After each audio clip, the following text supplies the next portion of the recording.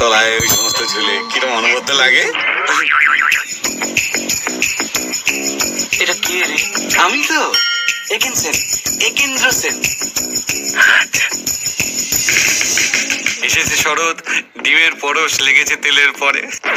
Nutrition দু রকমের, আপনি জানেন তো? দু রকমের? হ্যাঁ, ম্যাল নিউট্রিশন আর অ্যানিমাল নিউট্রিশন।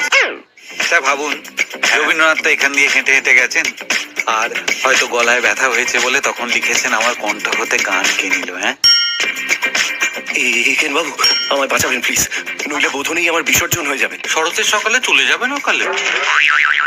স্পষ্ট কথা হলো, আপনি পুলিশ নন। আমার বংশে আছে স্যার। আমার মেজো মামা এই লাইনে ছিলেন। তাই?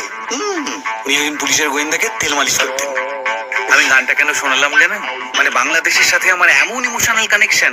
কেন, আপনার ফোরফাদার কেউ? না, সেরম না। আসলে আমরা যখন ছোট ছিলাম, আমাদের বাড়িতে একটা ধোপা আসতো, সে বাঙাল ছিল। আচ্ছা, সে এলেই আমরা ছাদে উঠে এই বাঙাল বলে ঢিল মারতাম।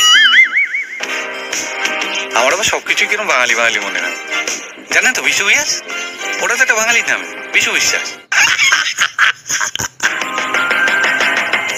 আমার মেসোর বাড়িতে একটা টেবিল ছিল, কেউ ধারে কাছে গেছিল। কেন? Periodic table. সব জানো। আপনি এত খুঁটিয়ে খুঁটিয়ে দেখেন নাকি? কেন দেখবো না? কথাতেই তো আছে যে জীব দিয়েছেন যিনি, চিনি যোগাবেন তিনি। ফুল প্রপাত হয়ে গেল এটা। কি যে বলেন স্যার, আপনারা সব বুদ্ধিমান মানুষ। আপনাদের যদি এরকম হয় তাহলে আমার তো ঠকবাজতে গাঁ উজাড় হবে স্যার। এটাও হলো না। যাক কলা, এ তো আবার সব ঘেটে গেল। 2 প্লেট চিকেন সসেজ, তিনজনের হবে।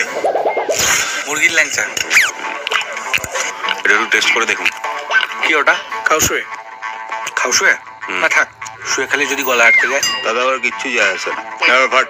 এই আমি ফাটবো কি করে? আমি কি কালী ফটকা?